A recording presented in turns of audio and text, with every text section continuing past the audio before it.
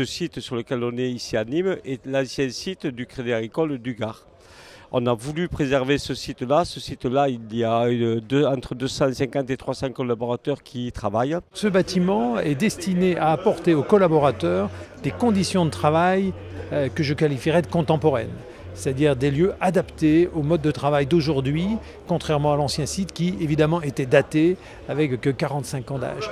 Donc des salles modulables, des postes de travail qui sont tous au premier jour et des infrastructures évidemment complémentaires en termes de restaurants d'entreprise adaptés. Voilà, du confort, les stationnements sont adaptés avec des bornes électriques.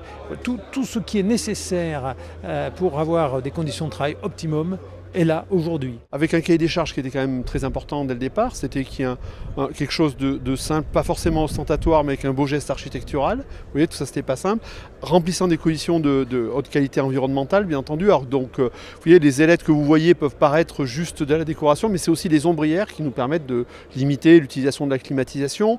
Les ombrières qui sont également sur le parking, qui servent qui donnent une autonomie énergétique de 30% du bâtiment. Donc vous voyez, c'était un cahier des charges assez important, et le cabinet Zuo avec qui nous avons travaillé a su répondre à l'ensemble de nos demandes sur la partie architecturale, et ensuite nous avons travaillé avec des cabinets aussi spécialisés pour réussir ces aménagements intérieurs.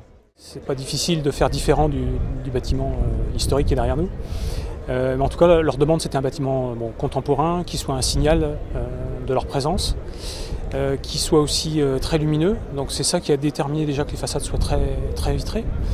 Mais on est dans une zone qui est très lumineuse par ailleurs, naturellement. Donc le bâtiment se voulant aussi, en tout cas le Crédit Agricole le souhaitant, vertueux en termes d'économie d'énergie. Nous sommes l'investisseur, donc on est attentif à nos propres critères, mais également évidemment attentif à ce qu'on arrive à trouver une zone de convergence avec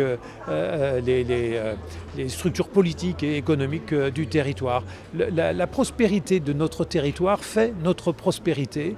Nous avons une part de marché de 35%, et c'est un actif immobilier sur 3 est financé par notre caisse régionale. Donc évidemment, l'attention à la prospérité du territoire est une attention à notre propre développement. La ville de Nîmes est un des premiers acteurs du territoire, et notamment dans le cadre de la création et de l'élaboration de ce beau projet. En tant que premier adjoint en charge de l'urbanisme avec Jean-Paul Fournier en tant que maire de Nîmes, nous avons été dès l'initiative du projet jusqu'à sa construction, sa réalisation, pour accompagner le maître d'ouvrage qui est le Crédit Agricole ainsi que la maîtrise d'œuvre.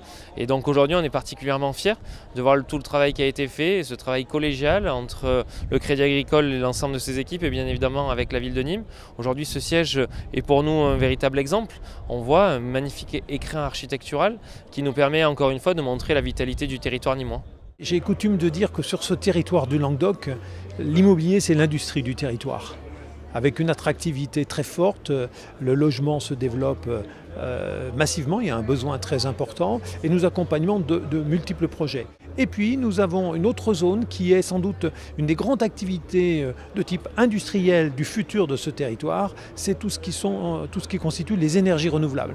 Nous sommes un gros investisseur, nous sommes la caisse régionale la plus engagée, nous portons déjà 1 milliard d'engagements sur les énergies renouvelables, nous agissons en dette et nous agissons en fonds propres, et nous continuons chaque jour de financer des projets. Voilà l'efficacité énergétique, et nous allons renforcer nos offres pour aider tous nos concitoyens à bien passer l'hiver.